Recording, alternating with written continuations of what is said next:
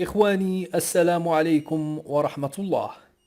واجهت طائرة تابعة للخطوط الملكية المغربية السبت الماضي كانت تحلق بين الدار البيضاء وفالنسيا مشاكل أثناء الهبوط، مما اضطرها في النهاية إلى تحويل مسارها إلى أليكونت. وانتابت موجة قلق ركاب رحلة الخطوط الملكية المغربية المتجهة من الدار البيضاء إلى فالنسيا، ومع اقتراب الطائرة من وجهتها بعد ساعتين من الطيران واجهت صعوبات هائلة في الهبوط في مطار فالنسيا بسبب هبوب الرياح. وأظهر الفيديو الذي تم تصويره للواقعة اصطدام الطائرة بأرضية المدرج 3 مرات على الأقل، قبل أن يقرر الطيار بعد سلسلة من المحاولات الفاشلة بسبب قوة الرياح إلغاء عملية الهبوط والتحليق من جديد. وتم تحويل الطائرة في نهاية المطاف إلى مطار أليكونت، حيث هبطت بسلام في المحاولة الأولى بعدما يزيد قليلا عن 3 ساعات من مغادرة الدار البيضاء. وعادت الطائرة إلى الدار البيضاء بعد حوالي 8 ساعات.